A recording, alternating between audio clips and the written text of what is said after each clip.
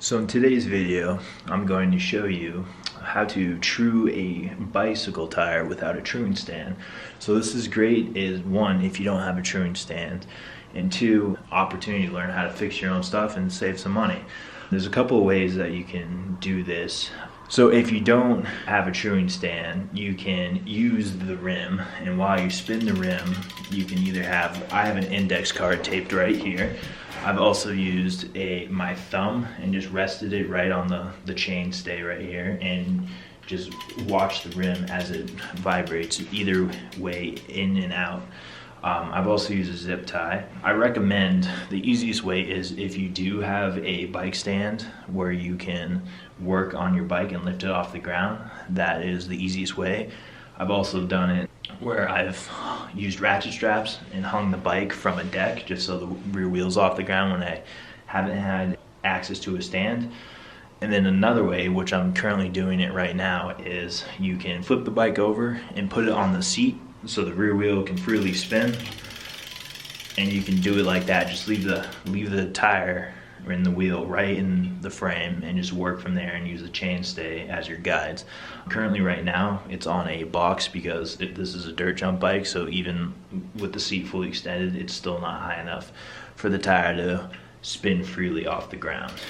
Since my bike is currently flipped upside down, I'm going to be, when I'm tightening the spokes, it is turning the spokes technically the opposite way because the bike is flipped than what normally would be. So you got to keep that in mind. But it's really easy to tell is you can feel it when it's getting tighter, or if you loosen it a bunch, the spoke gets really floppy.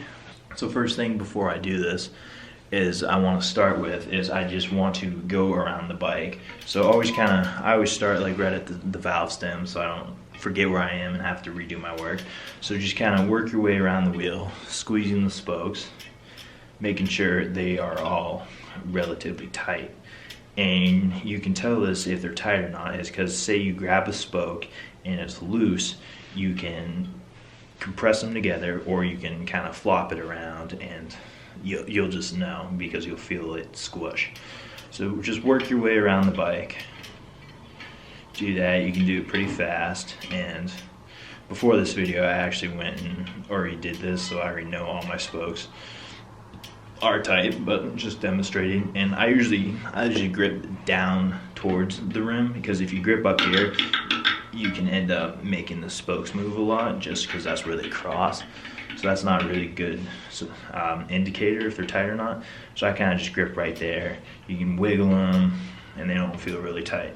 Now that your spokes are all tight, what you can do is you can go ahead and start truing the wheel.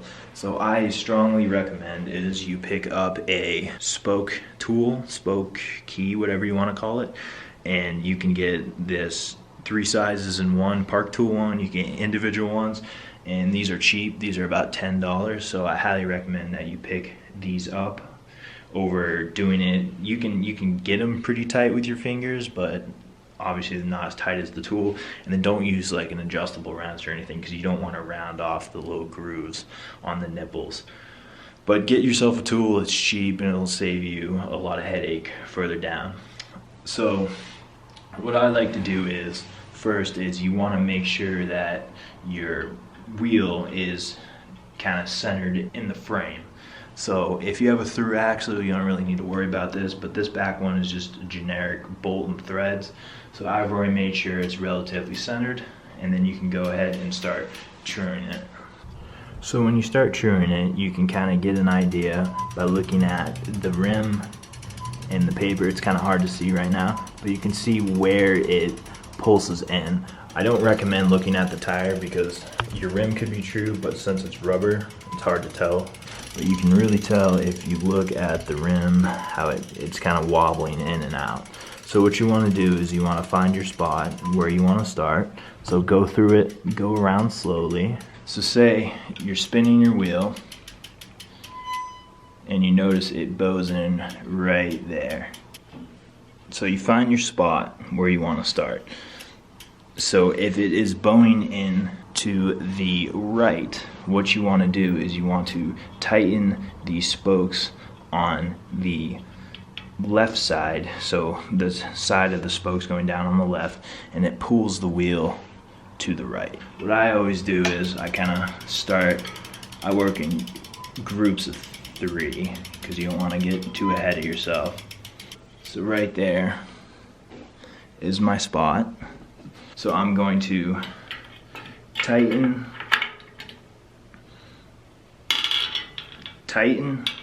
this side because I want to pull it to the left. So I'm going to tighten the left spokes.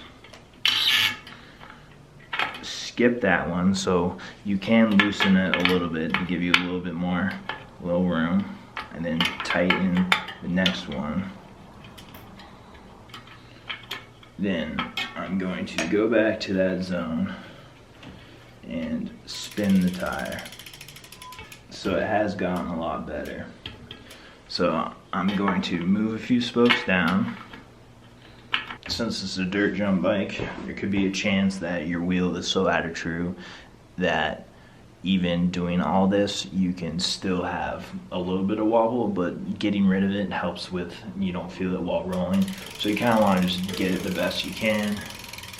You can already kind of tell just those little increments that I did has helped the wheel a lot. And then so far, just working through it, I can already visually tell that's getting a lot better. And then go through it slowly. Big rub right there. So we're going to still going to the right.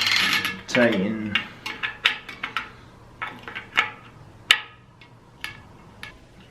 Find your new spot. Then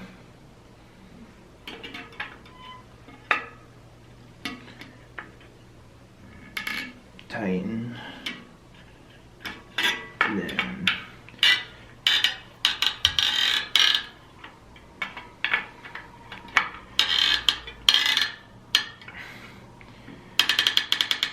tighten. Check the other side. Move over to this side. Do the same process. So what I usually do at the end is I start at the stem and then just go ahead and work your way around. Make sure all the spokes feel nice and tight. So I worked on this wheel for a little bit. It's not going to be perfect just because it's had years of damage and abuse, but it is good enough for right now. Overall, it's a lot better. And if you have any questions, let me know. And then at the end of the day, if you mess this up bad enough, you can always take it to a bike shop. Hopefully this video helped. Let me know. Thanks.